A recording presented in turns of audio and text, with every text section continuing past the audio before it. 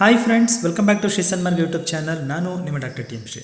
Friends, ನೀವೇನಾದರೂ PhDಯನ್ನು ಮಾಡ್ತಾ ಇದ್ದರೆ, ಅಂದರೆ ಸಂಶೋಧನೆಯನ್ನು ಮಾಡ್ತಾ ಇದ್ದರೆ, ಅಂತಹ ವಿದ್ಯಾರ್ಥಿಗಳಿಗೆ ಮೈಸೂರು ವಿಶ್ವವಿದ್ಯಾನಿಲಯದಿಂದ ಫೆಲೋಶಿಪ್ಪನ್ನು ಕಾಲ್ ಮಾಡಿದ್ದಾರೆ. ಬನ್ನಿ, ಇವತ್ತಿನ ವಿಡಿಯೋದಲ್ಲಿ ಅದಕ್ಕೆ ಸಂಬಂಧಪಟ್ಟಂಥ ಸಂಪೂರ್ಣವಾದಂಥ ಮಾಹಿತಿನ ತಿಳ್ಕೊಳ್ಳೋಣ. ನೀವು ಇದೇ ಮೊದಲ ಬಾರಿ ನಮ್ಮ ಚಾನಲ್ ನೋಡ್ತಾ ಇದ್ದರೆ ಚಾನಲ್ನ ಸಬ್ಸ್ಕ್ರೈಬ್ ಮಾಡ್ಕೊಳ್ಳಿ.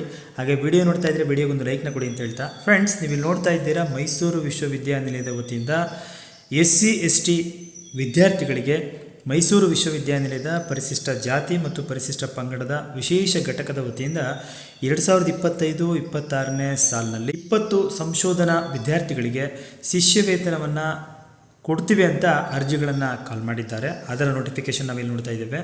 ಯಾರೆಲ್ಲ ಈ ಒಂದು PhD ಫೆಲೋಶಿಪ್ಗೆ ಅರ್ಜಿಯನ್ನು ಹಾಕ್ಬೋದು ಅಂತ ಹೇಳಿದರೆ, ನೀವೀಗ ಆಲ್ರೆಡಿ PhDಯನ್ನು ಮಾಡ್ತಾ ಇದ್ದು ಎನ್ರೋಲ್ಮೆಂಟನ್ನು ಮಾಡಿಸ್ಕೊಂಡಿದ್ರೆ, ಸೊ ನೀವು SC ST ವರ್ಗಕ್ಕೆ ಬರುವಂತಹ ವಿದ್ಯಾರ್ಥಿಗಳಾಗಿದ್ದರೆ ನೀವು ಇದಕ್ಕೆ ಅಪ್ಲಿಕೇಶನನ್ನು ಸಲ್ಲಿಸೋದಕ್ಕೆ ಎಲಿಜಿಬಿಲಿಟಿ ಇರುತ್ತೆ. ಸೊ ಏನು ಮಾಡಬೇಕು ಅಂತ ಹೇಳಿದ್ದೆ ಆದರೆ, ನಿಮಗೆ 50% ಮಾಸ್ಟರ್ ಡಿಗ್ರಿನಲ್ಲಿ ಅಂಕಗಳಿರಬೇಕು, ಪರ್ಸೆಂಟೇಜ್ ಇರಬೇಕು, ಆಯ್ತಲ್ಲ.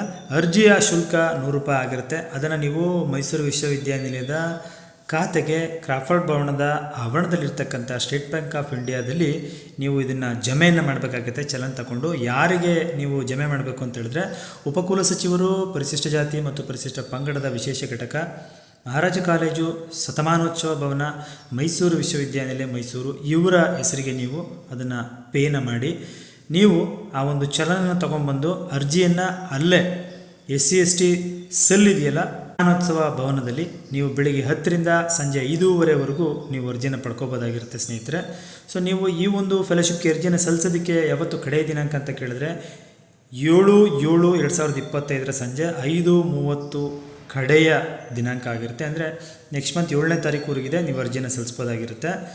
ಸೊ ಏನೆಲ್ಲ ದಾಖಲಾತಿಗಳು ಬೇಕು ಅಂತ ಹೇಳಿದ್ರೆ, ನೀವು ಶುಲ್ಕವನ್ನು ಪಾವತಿ ಮಾಡಿದಂಥ ಮೂಲ ಚಲನ್ ಇರಬೇಕು, ಮಾರ್ಗದರ್ಶಕರ ಒಪ್ಪಿಗೆ ಪತ್ರ ಇರಬೇಕು, ನಿಮ್ಮ ಗೈಡ್ದು ಲೆಟರು, ಮತ್ತು ನೀವು PhD ತಾತ್ಕಾಲಿಕ ನೋಂದಣಿನ ಮಾಡ್ಕೊಂಡಿರ್ತಕ್ಕಂತಹ ಎನ್ರೋಲ್ಮೆಂಟ್ ರಿಜಿಸ್ಟ್ರೇಷನ್ ಕಾಪಿ ಇರಬೇಕು, ಮತ್ತು ಎಲ್ಲ ವರ್ಷಗಳ ಅಂಕಪಟ್ಟಿಯನ್ನು ಹಾಕಬೇಕು SSLCಯಿಂದ ಅಂತ ಹೇಳ್ತಾರೆ. ಸೊ ಮತ್ತು ನೀವು ಜಾತಿ ಮತ್ತು ಆದಾಯ ಪ್ರಮಾಣ ಪತ್ರಗಳನ್ನು ಅಟ್ಯಾಚ್ ಮಾಡಬೇಕಾಗಿರುತ್ತೆ. 2.5 ಲಕ್ಷದ ಒಳಗೆ ಆದಾಯ ಇರಬೇಕು ನಿಮ್ಮ ಪೋಷಕರದು ಅಂತ ಹೇಳ್ತಾರೆ. ಅರ್ಜಿಯನ್ನು ಸಲ್ಲಿಸ್ತಕ್ಕಂಥ ಅಭ್ಯರ್ಥಿಗಳು ಮಾರ್ಗದರ್ಶಕರು ಮೈಸೂರು ವಿಶ್ವವಿದ್ಯಾನಿಲಯದ ಅಧೀನಕ್ಕೆ ಇಬ್ಬರೂ ಕೂಡ ಸೇರಿದವರಾಗಿರಬೇಕು ಅಂತ ಹೇಳ್ತಾರೆ.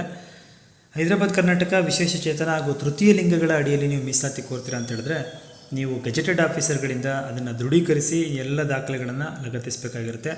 ಸಂಶೋಧನಾ ವಿದ್ಯಾರ್ಥಿಗಳನ್ನು ವಿಭಾಗವಾರು ವಿದ್ಯಾರ್ಥಿಯ ಜ್ಯೇಷ್ಠತೆಯ ಆಧಾರದ ಮೇಲೆ ಆಯ್ಕೆ ಮಾಡಲಾಗುತ್ತೆ ಅಂತಾರೆ. ಅಂದರೆ ಇದಕ್ಕೆ ಸೆಲೆಕ್ಷನ್ ಯಾವ ಥರ ಇರುತ್ತೆ ಅಂತ ಹೇಳಿದ್ರೆ, ಮೆರಿಟ್ ಮೇಲೆ, department wise, subject wise, merit ಮೇಲೆ ಈ ಒಂದು ಆಯ್ಕೆ ಮಾಡಲಾಗುತ್ತೆ ಅಂತ ಹೇಳ್ತಾರೆ. ನೀವು ಇಲ್ಲಿ ನೋಡ್ಬೋದು, ಈ ಎಲ್ಲ ದಾಖಲೆಗಳೊಂದಿಗೆ ನಿಮ್ಮ ಅರ್ಜಿಯನ್ನು ನಿಮ್ಮ ಒಂದು ಅಧ್ಯಯನ ವಿಭಾಗದ ಅಧ್ಯಕ್ಷರು, ನಿರ್ದೇಶಕರು ಅಥವಾ ಪ್ರಾಂಶುಪಾಲರ ಮುಖಾಂತರ ಸಹಿ ಮಾಡಿಸಿ ಉಪಕುಲ ಸಚಿವರು, ಪರಿಶಿಷ್ಟ ಜಾತಿ ಮತ್ತು ಪರಿಶಿಷ್ಟ ಪಂಗಡ ವಿಶೇಷ ಘಟಕ ಇಲ್ಲಿಗೆ ಸಲ್ಲಿಸೋದು ಅಂತ ಹೇಳ್ತಾರೆ. ಫ್ರೆಂಡ್ಸ್, ಈ ಥರ ಏನಾದರೂ ಡೌಟ್ ಇದ್ದರೆ ಕಮೆಂಟ್ ಬಾಕ್ಸಲ್ಲಿ ಕಮೆಂಟನ್ನು ಮಾಡಿ. ವಿಡಿಯೋ ಇಷ್ಟ ಆಗಿದ್ರೆ ವಿಡಿಯೋಗೊಂದು ಲೈಕ್ನ ಕೊಟ್ಟು ಫ್ರೆಂಡ್ಸ್ ಮತ್ತು ಫ್ಯಾಮಿಲಿಗೆ ಶೇರ್ ಮಾಡಿ. ಮುಂದಿನ ವಿಡಿಯೋದಲ್ಲಿ ಮತ್ತೊಂದು ಹೊಸ ವಿಷಯದೊಂದಿಗೆ ತಮ್ಮ ಮುಂದೆ ಬರ್ತೀನಿ. ಅಲ್ಲಿವರೆಗೂ ಥ್ಯಾಂಕ್ ಯು, ಬಾಯ್ ಬಾಯ್.